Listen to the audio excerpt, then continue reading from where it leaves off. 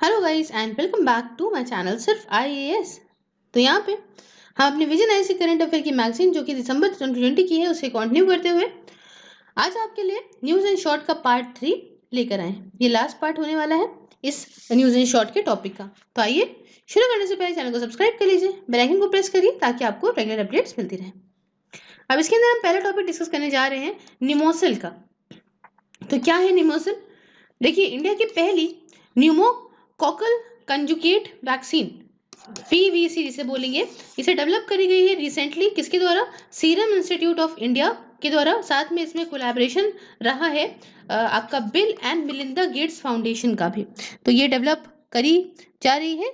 बात यह है कि भाई ये निमोसिल का टारगेट ये रहेगा कि जो निमो कॉकल बैक्टीरियम है जिसकी वजह से निमोनिया होता है या कोई दूसरे सीरियस लाइफ थ्रेटनिंग डिजीजेस होते हैं जैसे कि आपका मेनिंजिटिस और सेप्सिस वगैरह, तो ये वैक्सीन उनमें मदद करेगी। वैक्सीन ये इंश्योर कराएगी कि जो बच्चे हैं इनको प्रोटेक्ट करा जाए निमोकॉकल डिजीज के अगेंस्ट। साथ में निमोकॉकल जो डिजीज है काफ़ी इंपॉर्टेंट है, काफ़ी इंपॉर्टेंट कंट्रीब्यूटर है हमारे अंडर 5 मोर्टालिटी रेट का वर्ल्ड वाइड। ठीक है, 5 साल से कम बच्चों को बहुत तेज अफेक्ट करता है और नियरली 4 लाख मौतें होती हैं बच्चों की हर साल पूरे वर्ल्ड में इसी की वजह से। तो नेक्स्ट बात करते हैं, भाई वैक्सीन तो बना ली, नेक्स्ट बात करेंगे प्लांट बेस्ड वैक्सीन के बारे में। तो ठीक है, प्लांट बेस्ड वैक्सीन में ये है कि ये इमर्जिंग, ये भैया देखिए एक काफ़ी सस्ती होगी, काफ़ी एफिशिएंट ऑल्टरनेटिव है वैक्सीनेशन का अगेंस्ट डिजीजेस। और देखिए जो प्लांट बेस्ड वैक्सीन है इस तरीके की एक रिकम्बिनेंट वैक्सीन है, मतलब जिसमें आपका एंटीजेंस को इंट्रोड्यूस करा जाएगा अगेंस्ट पर्टिकुलर पैथोजेंस, ठीक है, इनटू द सेलेक्टेड प्लांट। अब rather than replicating a virus it aims to engineer a virus like protein in living plants। देखिए हम लोग वैक्सीन जब बनाते हैं तो क्या करते हैं, उसके अंदर वायरस को डालते हैं ना। वैक्सीन मैंने बताई थी कैसे कैसे बनती है अपने एक वीडियो में। तो एक तो तरीका हो गया भाई, एक हल्का सा मरा हुआ है तो वायरस डाल दिया, ठीक है, या तो उसके कुछ पार्ट डाले जाते हैं या तो फिर उसको कमज़ोर करके डाला जाता है। तो इस तरीके से वैक्सीन बनती है 3 तरह से। तो भाई यहाँ पे कह रहे हैं कि वायरस को नहीं डालेंगे इसके अंदर, ठीक है, इसको वायरस को नहीं डालेंगे, यहाँ पे वायरस लाइक प्रोटीन को डालेंगे। ठीक है, लिविंग प्लांट्स में जो वायरस लाइक प्रोटीन होता है उससे यहाँ पे हम यूज़ करेंगे और मतलब समझ रहे, वायरस इस तरह से बना लेंगे। और जब एडमिनिस्टर करा गया तो virus like protein mimics a virus and is recognized by a immune system. ये समझ रहे हैं, ये जब जाएगा हमारे यहाँ तो जब पता लगाया गया सही से कि जब हमारा इम्यून सिस्टम है ये इस वायरस लाइक प्रोटीन को भी यहाँ पे वायरस की तरह ही समझता है और ये भी इस पर रिस्पॉन्स करना शुरू हो जाता है और हमें रिस्पॉन्स देता ही है तो हमें दिक्कत भी नहीं होगी। तो वैक्सीन जो है जनरली इसके अंदर डेड या वीकेंड वर्जन होगा सेम माइक्रोब का आपकी जो डिजीज है उसके। ठीक है, नेक्स्ट बात करते हैं। फिर नेक्स्ट टॉपिक कहता है नैनोमिसिल्स के बारे में। क्या है समझते हैं। तो रिसेंटली क्या हुआ है कि रिसर्चर्स ने ये जाना कि नैनोमिसिल्स को आप यूज कर सकते हो कैंसर को ट्रीट करने में। अभी क्या होते क्या है, ये देखिए ग्लोब लाइक स्ट्रक्चर है जिसमें हाइड्रोफिलिक आउटर शेल होता है। जो बाहर वाला इनका शेल है ये पानी को अट्रैक्ट करने वाला, वाटर अट्रैक्टेड होता है, और जो अंदर वाला है वो हाइड्रोफोबिक है, मतलब ये वाटर से बिल्कुल अलग है। ठीक है, इसका इंटीरियर पार्ट जो है, तो ये डुअल प्रॉपर्टी इसकी है, इसकी वजह से ये अच्छा खासा कैरियर हो सकता है ड्रग के मॉलिक्यूल्स को डिलीवर करने में। ये काफ़ी छोटे होते हैं, इनका साइज देखें तो 100 nm से भी कम होता है। ये मतलब ये माना गया है कि एक इमर्जिंग प्लेटफॉर्म है एक इस थेरेपी में, और काफ़ी अच्छे ये स्टेबल रहते हैं रूम टेम्परेचर पे भी। एक बार आपने इनको इंजेक्ट करा, ठीक है, इंट्रावेनियसली, ये सारे जो नैनो मिसल्स हैं ये easily जो है escape कर can easily escape the circulation and enter the solid tumors where the blood vessels are found to be leaky। ये डायरेक्टली जो है वो कहाँ चले जाते हैं, बड़ी आसानी से ये पहुंच जाते हैं उस ट्यूमर के अंदर जो होता है इंसान के अंदर, और वहाँ जहाँ पे ब्लड वेसल जो है वो लीक कर रही होती है, वो जानते हैं ना ब्लीडिंग वगैरह होती है, इसी वजह से ये बड़ी आसानी से वहाँ पहुँच जाते हैं। और लीकी ब्लड वेसल्स ये एब्सेंट होती हैं हेल्दी ऑर्गन्स में, और वहाँ पे जो है आप जानते हैं तभी तो लीक करता है ना ब्लड, तभी कैंसर वगैरह में, तो इस ट्यूमर में बड़ी आसानी से पहुँचते हैं। तो भाई इसी के थ्रू अगर ये ड्रग पहुँचा देंगे तो वहाँ तक डायरेक्टली ये लोग पहुँच जाएंगे और वहाँ तक दवाई पहुँच जाएगी। एडवांटेज ये है नैनो मिसल्स का, ये इनकी जो क्वालिटी है ना, is their quality as an efficient pharmaceutical content because of their low toxicity. Ability to minimize drug degradation, ability to permeate tissues easily for drug delivery and lower adverse drug side effect। क्या क्या फायदे हैं समझिए कि भैया देखो यहाँ पे जो जो भी दवाई दी जा रही है, ठीक है, वो बिल्कुल उसका जो है वो उसको डिग्रेड नहीं करते, ठीक है, कम नहीं करते। उसके बाद ये टॉक्सिक नहीं बनाते किसी कंटेंट को, ठीक है, अगर फार्मास्यूटिकल कंटेंट दवाई वगैरह जा रही है तो उसमें कोई जहरीला पदार्थ नहीं बनाएंगे। साथ में कि ये जो टिश्यूज है उनके अंदर इजिली घुस जाते हैं तो ड्रग्स आराम से पहुंचेगा, और इसके साइड इफेक्ट जो है जो होते हैं ड्रग के साइड इफेक्ट उसे भी ये कम करते हैं, इसलिए हो जाते हैं इंपॉर्टेंट। नेक्स्ट बात करेंगे recognition scheme for hygiene rating audit agencies के बारे में। फिर हम जो आपको quality council of India QCI के बारे में बता रहे थे। देखिए इसे सेटअप किया गया था 1997 में, सेंट्रल की गवर्नमेंट ने इसे सेटअप किया था जॉइंटली इंडियन इंडस्ट्री के साथ मिलके। ये एक ऑटोनोमस बॉडी है जो कि एडमिनिस्ट्रेटिव कंट्रोल में आती है, department for promotion of industry and internal trade जो कि DPIIT है, उसके अंदर मिनिस्ट्री ऑफ कॉमर्स और इंडस्ट्री में जो आता है।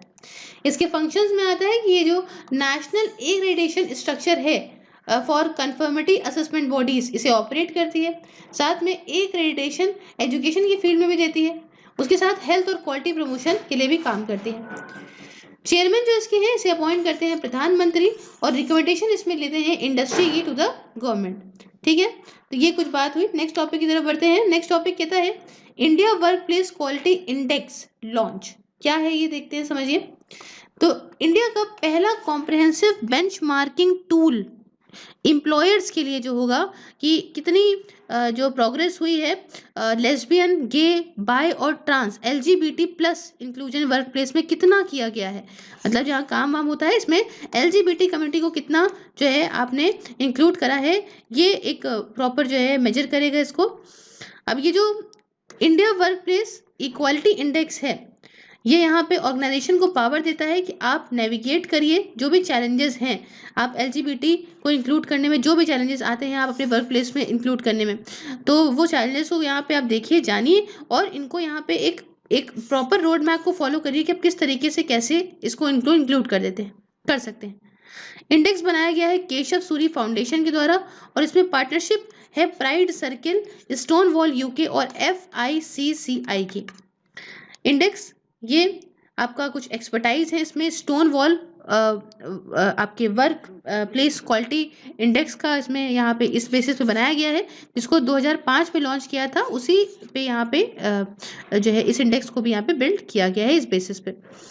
अब देखिए इंडेक्स जो है ये कुछ 9 एरियाज को मेजर करेगा। पहला पॉलिसीज एंड बेनिफिट्स को, दूसरा एम्प्लॉय लाइफ साइकिल को, तीसरा एम्प्लॉय नेटवर्क ग्रुप को, चौथा अलाइज को और पांचवा रोल मॉडल्स को। साथ में senior leadership, monitoring, procurement, community engagement और एडिशनल वर्क, ये मिला के 9 हो जाते हैं। अब transgender persons protection of right act 2019 जो आया, ट्रांसजेंडर एक्ट जो आया, इसमें क्या हुआ, इसमें सरकार को भी और प्राइवेट पर्सन्स को भी यहाँ पे प्रोहिबिट करा कि आप किसी भी तरह से ट्रांसजेंडर जो पीपल हैं इनको आप अनफेयरली डिस्क्रिमिनेट नहीं कर सकते, इनके साथ भेदभाव नहीं कर सकते एम्प्लॉयमेंट के टाइम पे, ठीक है, ना ही आप इनको डिनाई कर सकते हो, ना ही आप इनको टर्मिनेट कर सकते हो एम्प्लॉयमेंट में जस्ट बिकॉज कि इनका जेंडर जो है वो ट्रांसजेंडर है ये। ठीक है, सेक्शन 9 जो कि ट्रांसजेंडर एक्ट का है स्पेशली वो कहता है भाई देखो प्रोटेक्शन देते हैं against transgender in the employment. तो ये रहा कुछ बात। नेक्स्ट टॉपिक को देखते हैं। नेक्स्ट टॉपिक कहता है new policy on school bag 2020 of union ministry of education.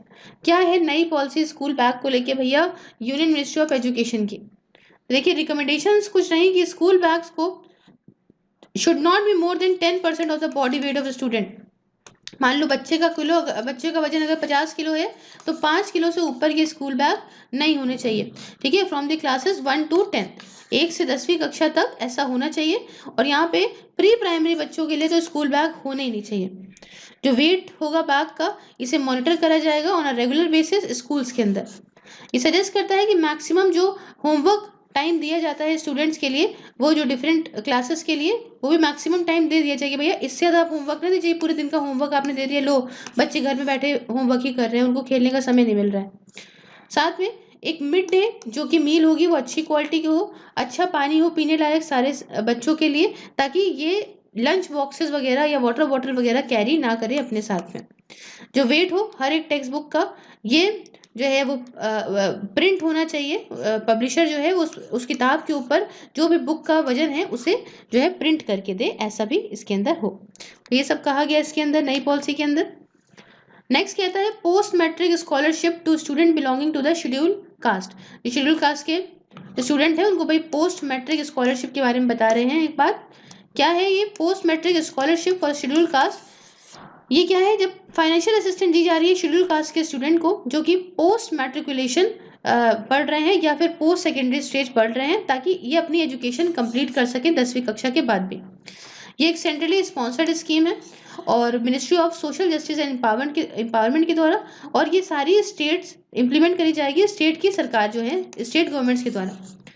Recently कुछ चेंजेस भी अप्रूव करे गए हैं इस स्कीम के अंदर कि पहला, ये ऑनलाइन प्लेटफॉर्म जो है उस पर रन करेगी, साथ में सेंट्रल शेयर इसका 60% होगा। जैसे मैंने आपको बताया सेंट्रली स्पॉन्सर्ड है तो सेंट्रल का कुछ परसेंटेज आता है, 60% सेंट्रल शेयर देगा। ये जो है डायरेक्ट बेनिफिट ट्रांसफर के मोड से होगा, मतलब डायरेक्टली अकाउंट में जाएगा। साथ में सेंट्रल असिस्टेंट यहाँ पे इंक्रीज करी जाएगी for more than 5 times annually 2021 से लेके 25 के बीच में। ठीक है, ये बढ़ाया भी जाएगा असिस्टेंस को। तो ये कुछ पोस्ट मैट्रिक मैंने स्कॉलरशिप के बारे में आपको बताया। नेक्स्ट टॉपिक कहता है स्ट्रीट हॉक कल्चर के बारे में। तो रिसेंटली क्या हुआ है, सिंगापुर का एक पॉपुलर और वाइब्रेंट स्ट्रीट हॉक कल्चर वो डेजिग्नेट कर दिया गया इनटेंजिबल कल्चर हेरिटेज के तौर पे यूनेस्को के द्वारा। ठीक है, अब इनटेंजिबल कल्चर हेरिटेज क्या होता है, ये देखिए इसमें ऐसी प्रैक्टिसेस हैं या ऐसे रिप्रेजेंटेशन होते हैं, एक्सप्रेशंस होते हैं इनटेंजिबल, मतलब जिसे आप छू नहीं सकते। तो ऐसी नॉलेज है, स्किल्स है, या आप कह लो इंस्ट्रूमेंट, ऑब्जेक्ट्स, आर्टिक्राफ्ट या कल्चर स्पेसेस हैं जो ऐसी एसोसिएट होती है जिसमें कम्युनिटी, ग्रुप या कुछ केसेस में इंडिविजुअल्स जो है इनको रिकॉग्नाइज करा जाता है उनके कल्चर हेरिटेज के तौर पर। ऐसे एग्जाम्पल बताऊँ कुछ इनटेंजिबल हेरिटेज कल्चर का, ये ओरल ट्रेडिशन है ना, कुछ उस टाइम पे भाई जिसे आप छू नहीं सकते। ठीक है, परफॉर्मिंग आर्ट्स हो गया, लोकल नॉलेज हो गई, ट्रेडिशनल स्किल्स हो गई, तो ये सब आप कहाँ छू सकते हो। तो ये सब आता है इंटेंजिबल। और टेंजिबल के अंदर क्या आता है, आपने जो है अगर नितिन सिंघानिया पढ़ी होगी तो आपको अच्छे से याद होगा आर्ट एंड कल्चर। तो टेंजिबल कल्चर हेरिटेज ये एक फिजिकल आपका आर्टिक्राफ्ट प्रोड्यूस है जो छू सकते हो आप। ठीक है, मेंटेन और ट्रांसमिट करे गए हैं इंटर जनरेशनली सोसाइटी के अंदर। अब इसमें आपका क्या आ जाता है, कोई आर्टिस्टिक क्रिएशन है जो आप भाई, कोई मान लीजिए कोई भी पेंटिंग है, कोई भी सामान है, या फिर कोई हेरिटेज है, बिल्डिंग वगैरह हो गया, मॉन्यूमेंट वगैरह हो गया, या ऐसी कोई फिजिकल चीज़ हो जिसे आप छू सकते हो। ठीक है, जिसे ह्यूमन ने बनाई हो और ये इसने इन्वेस्ट करा हो कल्चर के अंदर, सोसाइटी के अंदर।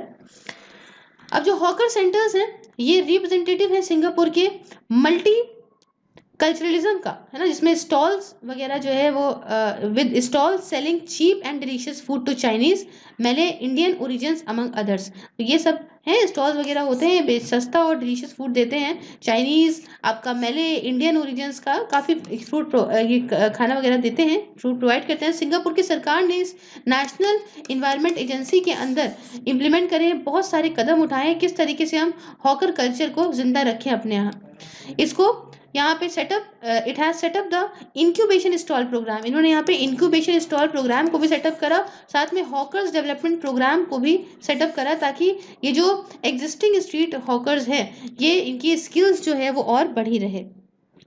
अब देखिए ICH from India inscribed on the UNESCO representative list are tradition of Vedic chanting। अब हमने जो इंटेंजिबल, ये हमारी जो यूनेस्को की लिस्ट है इसके अंदर हमने क्या करा है, देखिए इंटेंजिबल वाले में यहाँ पे intangible cultural heritage ICH।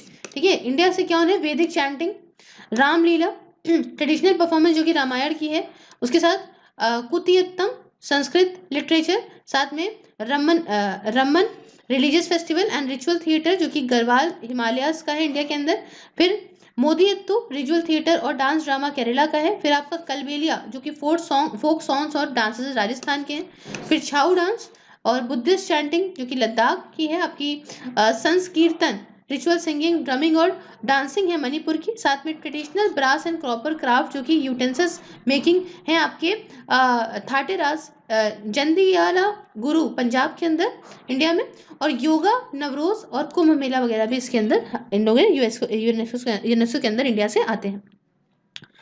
Next topic की बात करें तो कहता है मोनपा हैंडमेड पेपर इंडस्ट्री क्या है, समझते हैं।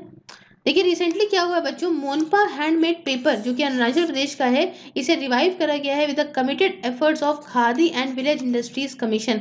ये भैया KVIC, इनके जितने एफर्ट्स रहे, इससे यहाँ पे मोनपा हैंडमेड पेपर अरुणाचल प्रदेश का फिर से रिवाइव करा गया। मोनपा क्या होता है समझिए। मोनपा एक बहुत ही फाइन टेक्सचर हैंडमेड पेपर होता है, ठीक है, हैंडमेड पेपर होता है जिसे हम लोग मॉन शुगु कहते हैं लोकल डायलेक्ट में।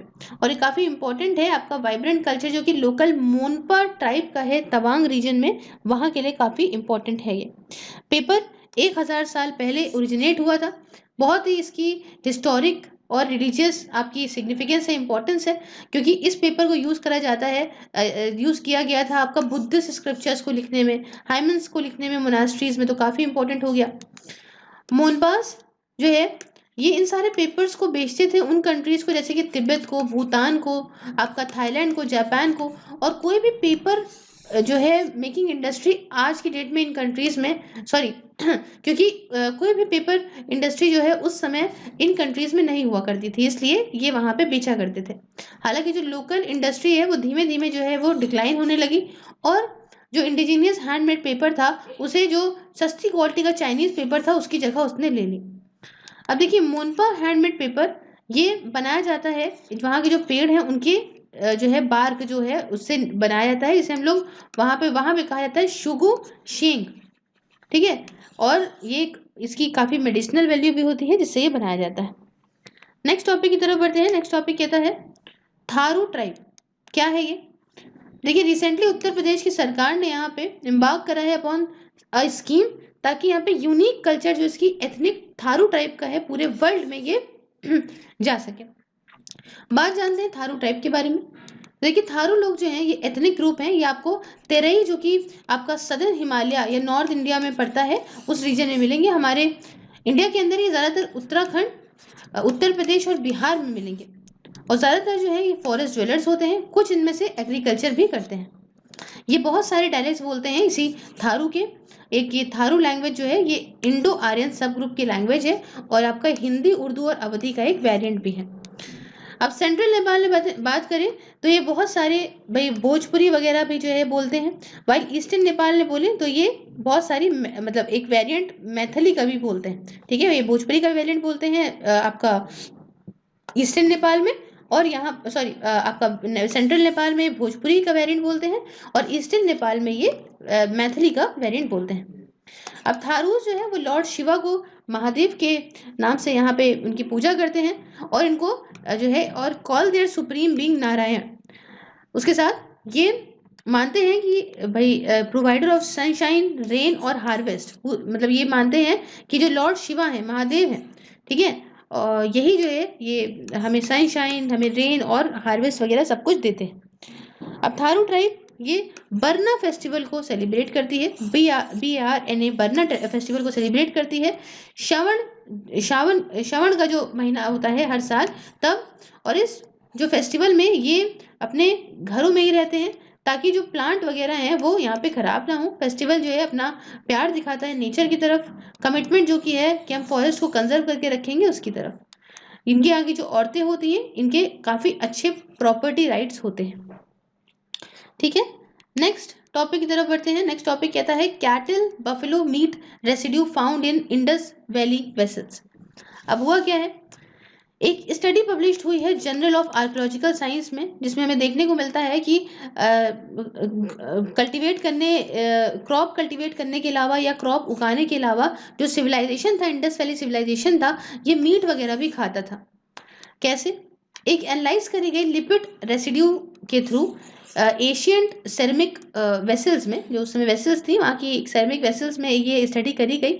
इंडस वैली सिविलाइजेशन की वेसल जो आपकी हरियाणा और उत्तर प्रदेश में पाई गई थी उस समय। खैर उस वेसल्स में एक जो है लिपिड रेसिड्यू के थ्रू यहाँ पे एनालाइज करा गया, और इसमें सजेस्ट करा कि जो प्री हिस्टोरिक लोग थे उस वक्त के, ये मीट वगैरह भी खाते थे, जैसे कैटल का, बफेलो का, शीप का, गोट का, पिग्स का, ठीक है। और ये सब जो है कंज्यूम करते थे मीट वगैरह को, ठीक है, और डेयरी प्रोडक्ट्स तो करते ही करते होंगे। अब उसके बाद लिपिड्स क्या होते हैं, लिपिड के थ्रू करी गई है ना।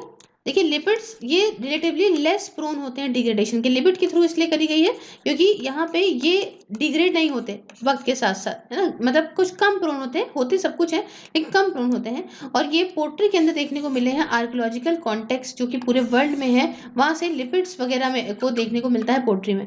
एनालिसिस जो कि लिपिड रेसिड्यू, रेसिड्यू मतलब बचा हुआ, ठीक है, तो लिपिड रेसिड्यू का एनालाइज करा गया, इसमें क्या करते हैं कि भाई एक्सट्रैक्शन या आइडेंटिफिकेशन करते हैं जो भी फैट्स वगैरह या ऑयल वगैरह उस वेसल में आता है। अब मान लो ये वेसल है, इसके अंदर मान लीजिए किसी का मीट डाला गया तो उसके फैट्स वगैरह ऑयल्स वगैरह जो कि वेसल्स ने सोख लिए उसमें से निकाला जाता है। तो ये जो सोखन है ये जल्दी से नहीं डिग्रेड होती, इसलिए हम इससे स्टडी भी कर सकते हैं।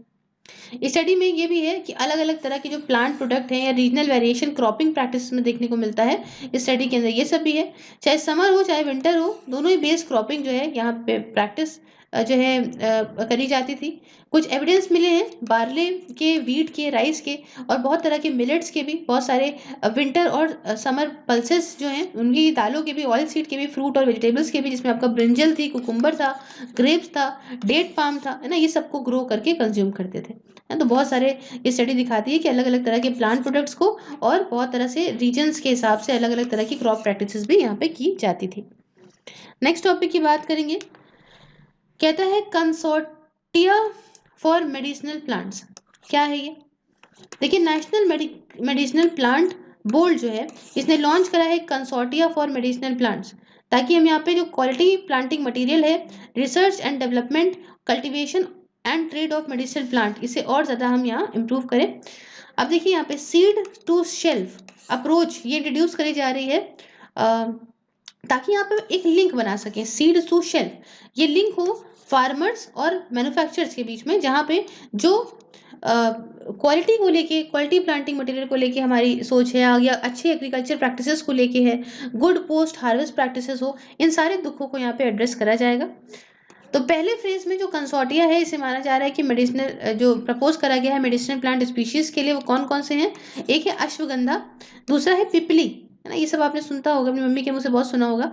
एक है औंला, फिर आपका है गुल्लू, उसके बाद जो है वे सतावरी, ये ऐसे कुछ प्लांट्स हैं ना। अश्वगंधा को ऐसे बोलते हैं विथानिया सोमनीफेरा बोलते हैं, पिपली को बोलते हैं पाइपर लॉन्गरम, आपका जो औंला है उसे बोलते हैं फाइलेंथस एम्ब्लिका, फिर जो आपका गूगल जिसे बोलते हैं ना, आपका गुगलू, इसे बोलते हैं कॉमीफोरा रिथी, और आखिरी में जो मैंने आपको सत्तावरी बताया इसे बोलते हैं एस्फेरिगस रेसमोसस। तो ये सब बायोलॉजिकल नेम है इसके, तो ये करा जा रहा है इसके लिए, ये हमने टॉपिक डिस्कस करा। नेक्स्ट टॉपिक की बात करेंगे। नेक्स्ट टॉपिक कहता है cabinet approves merger of 4 film media units with the national film development corporation. Cabinet ने अप्रूव कर दी है कि 4 फिल्म जो मीडिया यूनिट्स हैं इसे मर्ज कर दिया जाएगा नेशनल फिल्म डेवलपमेंट कॉर्पोरेशन के साथ, NFDC के साथ। NFDC क्या है? NFDC एक सेंट्रल पब्लिक सेक्टर अंडरटेकिंग है जिसे यहाँ पे 1975 में बनाया गया था, और एक प्राइमरी ऑब्जेक्ट इसका ये था कि भाई उस समय प्लान करने के लिए और प्रमोट करने के लिए, एक ऑर्गेनाइज्ड, एफिशिएंट और इंटीग्रेटेड डेवलपमेंट करने के लिए हमारी इंडियन फिल्म इंडस्ट्री का कोई दूसरी फिल्म्स वगैरह को और मीडिया यूनिट्स को इसके अंदर जो मर्ज किया गया है वो है फिल्म डिवीजन। फिल्म डिवीजन 1948 की में इस्टेब्लिश करी गई थी, और ये प्राइमरली इसलिए बनाई गई थी कि हम डॉक्यूमेंट्रीज वगैरह बनाएंगे, न्यूज़ मैगजीन बनाएंगे, है ना, क्योंकि पब्लिसिटी वगैरह करेंगे सरकार के प्रोग्राम्स की, और एक सिनेमेटिक रिकॉर्ड देंगे इंडियन हिस्ट्री का भी, तो इसको मर्ज कर दिया गया था। दूसरी को मर्ज किया गया है वो है चिल्ड्रन फिल्म सोसाइटी, इसे 1955 में बनाया गया था। इसका ऑब्जेक्टिव ये था कि हम यहाँ पे बच्चों और यंग लोगों को वैल्यू बेस्ड एंटरटेनमेंट देंगे अपने फिल्म के मीडियम से।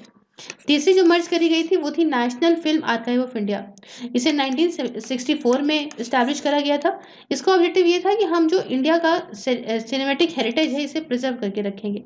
और एक और था डायरेक्टरेट ऑफ फिल्म फेस्टिवल, इसे 1973 में बनाया गया था इंडियन फिल्म्स और कल्चर एक्सचेंज को प्रमोट करने के लिए, और इसको भी इसके अंदर मर्ज कर दिया गया।